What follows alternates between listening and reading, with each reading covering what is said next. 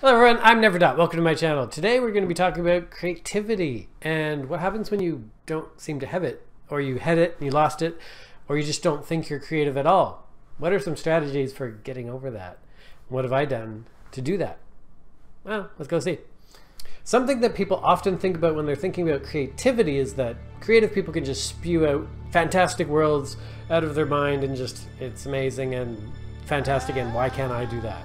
Well, usually creative people don't do that. They do create wonderful worlds, but those worlds are inspired from something real. Maybe you've got a nice desert world with fantastic civilizations. It's inspired by Egyptian lore or something like that, real world earth things, and twisted a bit with knowledge of other things. People do create new things, but often through combining them with existing experiences and influences. A lot of the things you see and think are fantastically creative are actually something that someone took and repurposed for their own uses and made it really interesting. And that's not creativity, that is creativity. Creativity, if I'm going to define it and not look at a dictionary, I would say creativity is the art of combining different concepts in meaningful ways. Let's see if we can do that with an exercise. Let's go! Alright, so what we're going to be doing is creating a little creature.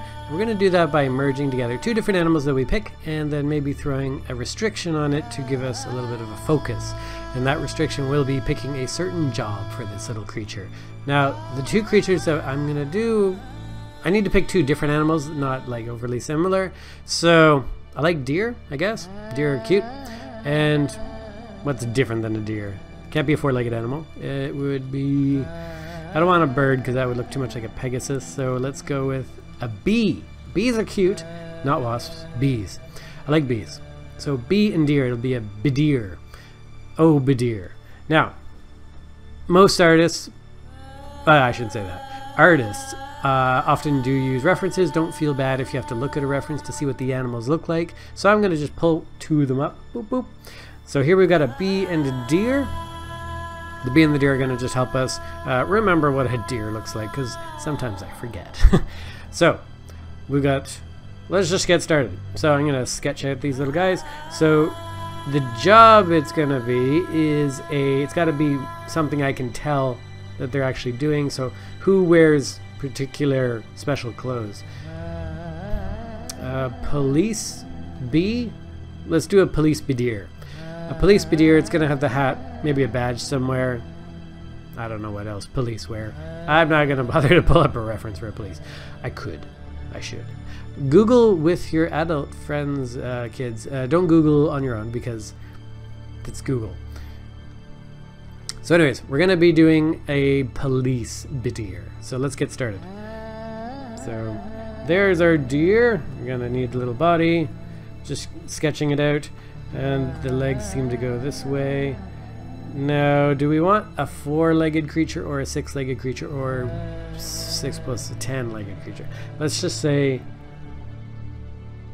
I'm gonna do like the four legs, like not the four legs, but just gonna make it sort of stand like so. A little bit difficult to draw with all this equipment in my face. And then we got knobbly. There we go. Alright. So, boop, boop, boop. It's very slender. Now, it's a bee, so gotta put a stinger on there instead of a tail. And we got that there. Alright. Now, obviously, we're going to have wings, so just make them a little bit disproportionately large. That one should be a bit shorter. Cut that off. Bees getting a little bit veiny there, veins. Alright, and it'll be a bit fuzzier around the base, because bees, when you get really close, are super fuzzy and they're cute. Now, the head. Is it going to be a deer head or a bee head? Like, I'm going to just combine it, actually. So, we've got to get this on maybe a bit shorter, so we have a sloping front. It does have the snout of the deer, but it's going to have the big bee eyes. Whoa! I should make it more ovally. There we go. And of course it is going to have antennae because it is a bee. But it's also got the little ears of, or the big ears, of this deer. So, there we go. And have to make the tufting more even. And then, of course, when we color it, we will add stripy stripes. Because it's a bee. And, yeah, so we've got the stinger for the bee, wings for the bee, antennae for the bee. Most of the rest of it is a proper deer. Yeah, there we go. And now we just got to get the little police hat. So it'll just mesh it in there. Da, da, da, da. It's got a little cap. I think they've got a little something on the front. I really should pick up a picture of a police officer. And we're going to have to put the badge right there. I'm sure they have like a belt. Alright, just put the belt around the middle. Oh, I know. We're just, because this Bedeer doesn't have a car, so let's put the little sirens on the top of the Bedeer's hat. There we go. Then it can pull somebody over while it's running. When we color this, it'll be red and blue. Awesome. Okay. We've got our Bedeer looking all kind of fierce. I might reposition the legs. So watch now as I finalize this, and I'm going to just fast forward it because that's going to take a little while. See you in a second.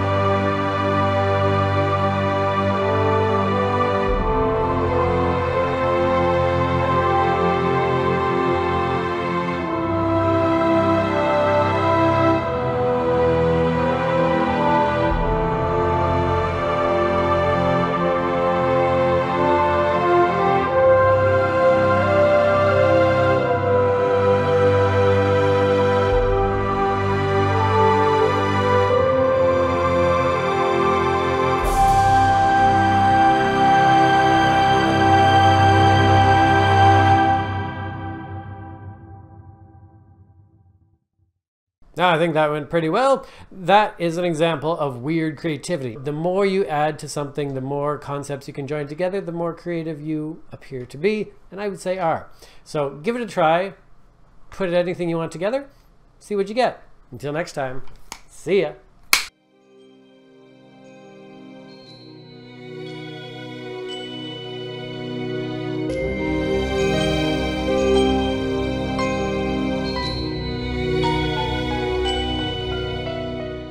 Okay, what two animals would look very interesting together? Like a trout and a salmon? Those are both fish? That would look stupid. Beaver and a duck.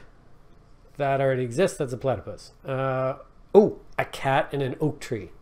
That would be amazing. Oh, no, wait, it doesn't work. All the bark.